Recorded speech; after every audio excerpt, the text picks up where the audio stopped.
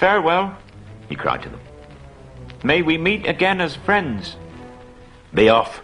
If you do not hasten, I will sting your miserable feet. So be swift. Not so hasty, said Bard. We will give you until tomorrow. At noon we will return and see if you have brought from the hoard the portion that is to be set against the stone. If that is done without deceit, then we will depart, and the elf host will go back to the forest. In the meantime, farewell.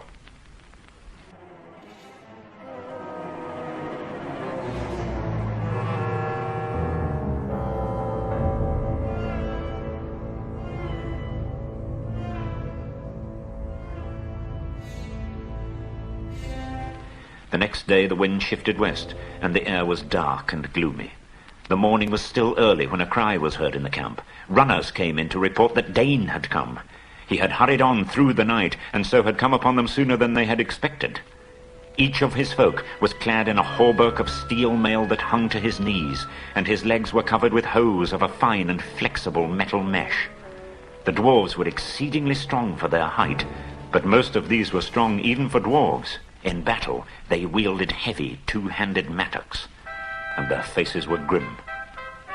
Trumpets called men and elves to arms.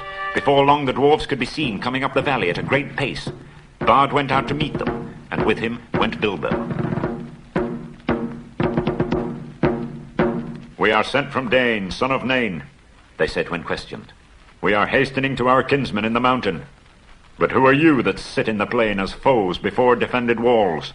Bard refused to allow the dwarfs to go straight on to the mountain. He was determined to wait until the gold and silver had been brought out in exchange for the Arkenstone, for he did not believe that this would be done if once the fortress was manned with so large and warlike a company. They could stand a siege for weeks, and by that time yet more dwarves might come, and yet more, for Thorin had many relatives. These were, in fact, precisely their plans, but for the moment the way was barred. Bard then sent messengers at once to the gate, but they found no gold or payment. Arrows came forth, and they hastened back in dismay. In the camp, all was now astir, as if for battle, for the dwarves of Dain were advancing. Fools, laughed Bard, to come thus beneath the mountain's arm. They do not understand war above ground, whatever they may know of battle in the mines. There are many of our archers and spearmen now hidden in the rocks upon their right flank. Let us set on them now from both sides before they are fully rested. But the elven king said, Long will I tarry, ere I begin this war for gold. Let us hope still for something that will bring reconciliation. But he reckoned without the dwarves. The knowledge that the Arkenstone was in the hands of the besiegers burned in their thoughts. Suddenly, without a signal, they sprang forward to attack.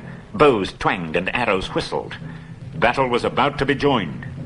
Still more suddenly, a darkness came on with dreadful swiftness.